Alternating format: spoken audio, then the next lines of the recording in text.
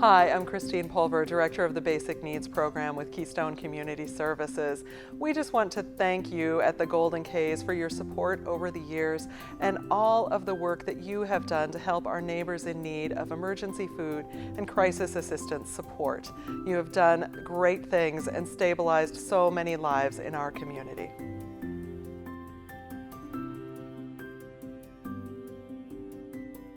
During these unprecedented times, our program is continuing to serve those in need of emergency food and crisis assistance.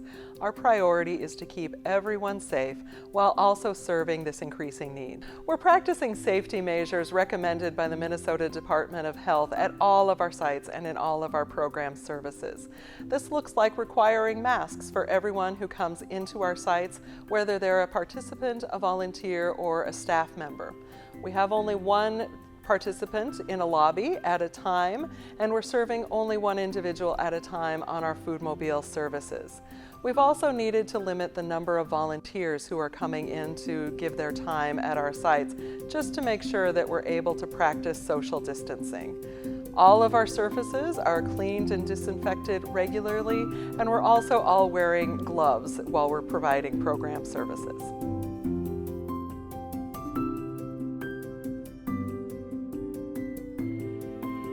Early on during the coronavirus pandemic, we made a quick shift in early March to change our services. What this looked like at the food shelves is that we opened up our service area so that we were no longer geographically limited and anyone in need was able to come to Keystone for emergency food assistance.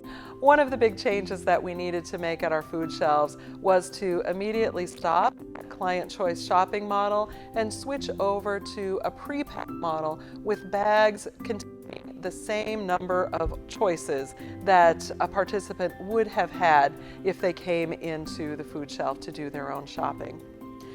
We've also customized some of our food options, and so as time allows, we're able to have conversation with each of our food shelf participants to see what are the items they need most for the family, whether that's personal care products, including diapers and formula, or even what meats they would prefer, or what some better choices would be for culturally specific foods. We've also needed to change volunteer roles during this time. And for those of you who are coming into the food shelves, whether to volunteer or to deliver donations, you've seen that things look a little bit different. And we're working more in zones to provide social distancing rather than covering the entirety of the food shelf.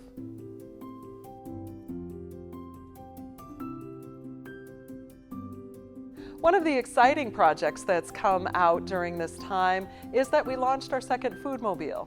We had the fundraising for this Foodmobile at our 80th anniversary gala last September. We purchased the vehicle out of Florida in December, and then it went through a retrofit process over the spring. So come March, our second Foodmobile was able to hit the road and start serving people in need in our community who had some barriers, some hurdles to coming into our food shelves to receive services. This new Foodmobile is 50% larger than our Foodmobile 1 and has additional freezer and cooler space inside. If you've seen this on the road, it is our very large white vehicle, and with that vehicle we're able to start working with partner sites that had higher numbers of participants. We've also needed to change some of our Foodmobile sites due to concerns around COVID transmission. Some of our senior housing partners haven't wanted to bring the Foodmobile in during this time, and we've expanded and are now serving additional partners within our service area. And with this expansion, we've also moved the home base for our Foodmobile out of our University Avenue location and over to the east side of St. Paul in rented warehouse space.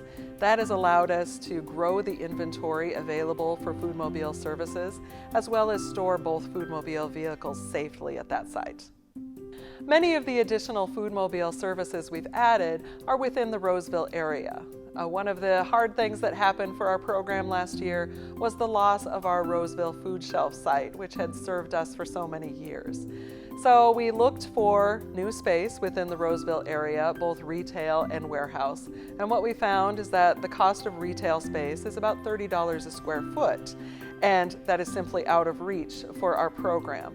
And we also looked into warehouse space, and the cost was much lower, but wasn't able to accommodate the amount of traffic that we have coming in and out of our sites on a daily basis. We also looked into possible partnerships with Roseville area faith communities and the possibility of moving a food shelf into a church facility. And what we found is that each of the church buildings we looked at wasn't able to accommodate the amount of inventory moving in and out of a site in order to serve these needs.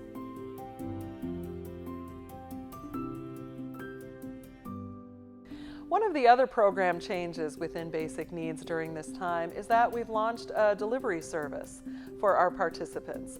So while this was slated for a program expansion in 2021, when COVID hit, we moved into this model very quickly. But we've been working with Metro Mobility and Transit Link during this time to deliver our food packages with their drivers and their vehicles. This is a program that will be integrated into the Basic Needs program permanently. And we've been able to reach out to many new participants who are in need of this service, but haven't been able to come into the food shelves to do their shopping. And so we see the benefit of reaching out to even more people in need.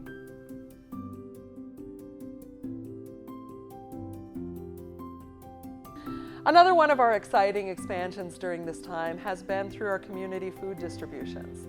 One of those models is called CFAP, COVID Food Assistance Program. This is food that's provided by the USDA to programs like ours for us to distribute to the community. And it consists of a box of fresh produce, a box of mixed dairy products, and a box of meat products. So every participating household receives 40 to 50 pounds of perishable food. We've been able to provide 2 of these distribution events in the Roseville area in July and August. We have another one scheduled already in early October.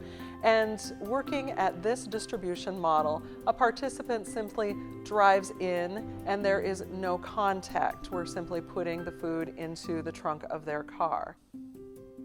We've been able to serve nearly 3,000 individuals in the Roseville area, and a total of 37,000 pounds of food was distributed.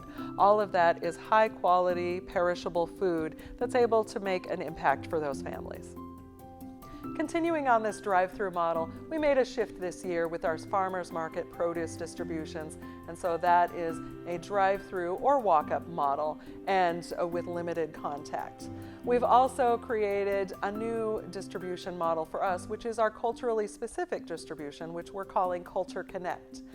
We just had our first event last weekend focused on our Southeast Asian neighbors, and our next event will be on September 26th at Roseville Lutheran Church, focused on our Latino neighbors.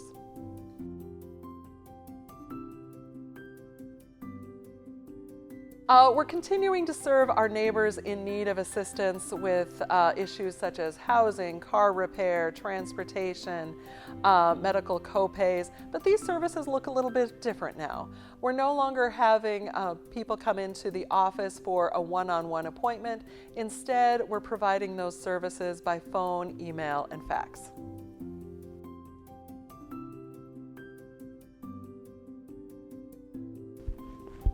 So much has changed in our program over the last 6 months.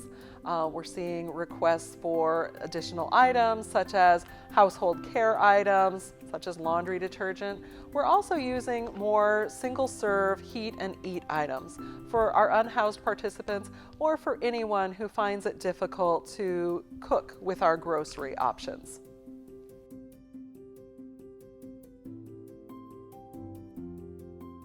We've had changes in the food that has been donated to Keystone and also the food that is available to us by other resources. The community outpouring during this time has been amazing. We have community donations that were coming in so heavily that we needed to start receiving them here at the Marion Park Community Center, where they are sorted by teams of volunteers and then sent out to the food shelves ready to put onto the shelves for use.